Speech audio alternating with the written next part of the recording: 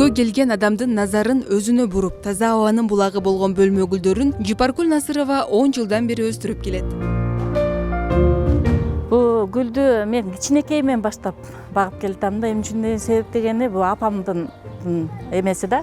Апам биздин апабыз ушундай гүлгө аябай жакын болчу. Коробуздун баары тең роза, беркинде ромашка, астра деген гүлдөр бар го. Ошолордон баштап ошо коронун баары тең гүл менен келген. Апам ушу аябай жакшы көрчү эле. Гүл өстүрүүгө кызыгып, бирок туура жолун таппай жаткан үй кожойкелеринин жардамын аябайт. Учурда дарыканаларда сатылып жаткан гүлдүн дары-дармектерин колдонбош керек. Алардын ордун жөнөкөй эле экологиялык жактан таза азыктар менен алмаштырып, гүлдөрдүн өмүрүн узартса болот экен. Могу мисалы үчүн геран гүлү деген аябай дарылыгы бар. Бул жагында турат.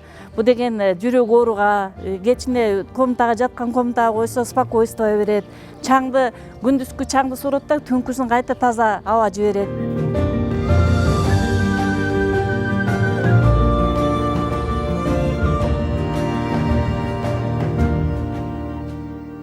Гүлдү отургузуш үчүн топурак даярдаганда мен мисалы үчүн анча-мынча топуракка кум, жумуртканын кабыктарын майдалап алып туруп, анан ошол менен астына меники көбүнчө кирпичти майдалап салам.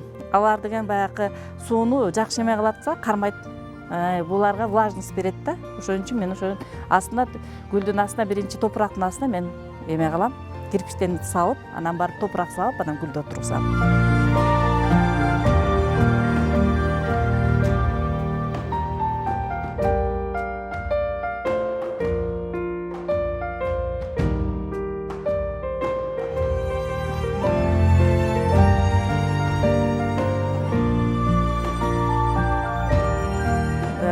Жана пиязды эле кескилеп, сууга салып коем, же болбосо кабыгы менен кошо даярдап коем да, 1-2 күн коюп туруп анан чачам.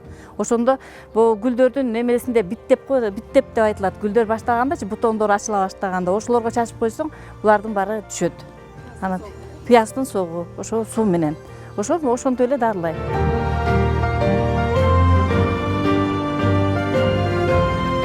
Жергебизде көз жоосун алган жоогазын гүлдөрү Голландиядан алынып келет. Ал жактын эли экологияны тазартуудагы эң жакшы ыкма бул гүл өстүрүү деп билет. Мындан улам 1891-жылы Голландиянын талааларынын басымдуу бөлүгү жоогазын талааларына айланган. Экологияны гана тазартпастан экономиканы дагы көтөрүүгө аталган талаалар салымын кошот. Кызыгы, Голландияда жоогазындын бир түбүн турмушка узап жаткан кызга оокат, башкача айтканда сеп сыяктуу кошуп беришкен. Ал эми анын 3 түбүнүн наркы бир үйгө тете болгон.